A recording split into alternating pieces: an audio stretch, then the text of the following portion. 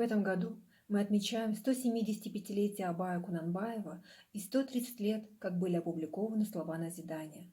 Слова назидания являются духовным достоянием не только Казахстана, но и всего человечества.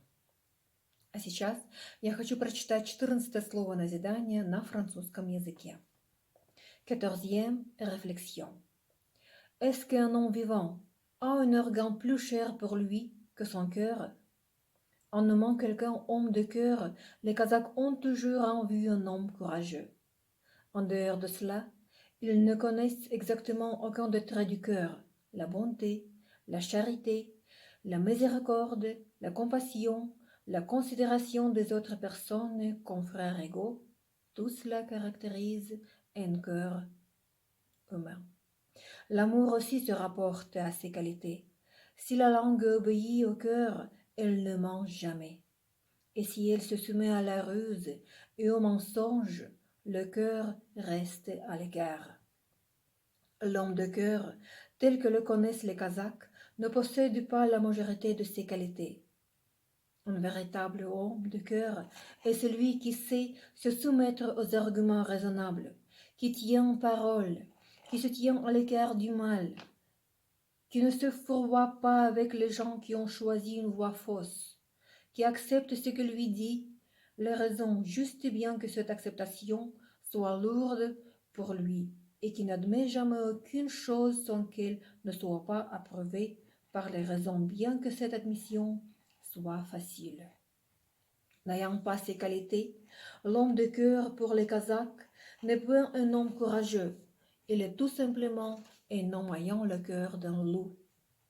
Les Kazakhs, eux aussi appartiennent au genre humain. À la plupart d'entre eux ne souffrent pas de l'absence d'esprit. Ils souffrent plutôt du manque de force, de fermeté, de solidité de leur cœur qui leur permettrait de bien saisir les arguments de la raison. Je ne crois pas à la plupart des gens qui affirment qu'ils ont commis telle ou telle faute à cause de l'ignorance. Au contraire, ils le savent très bien, mais à cause de leur malhonnêteté et du manque de fermeté de leur caractère, ils deviennent inaptes à des actions justes.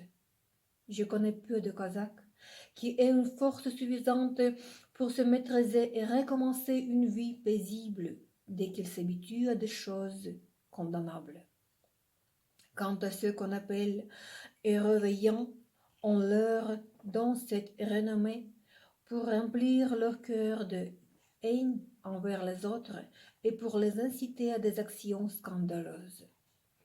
Et ceux-là, vantards et criards, s'imaginent qu'ils sont invisibles et commettent des erreurs honteuses.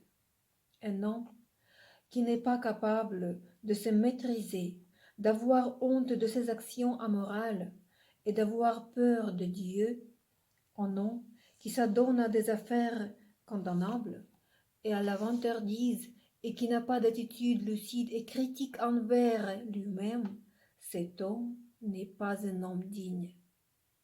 Je doute même qu'il soit un homme. Merci.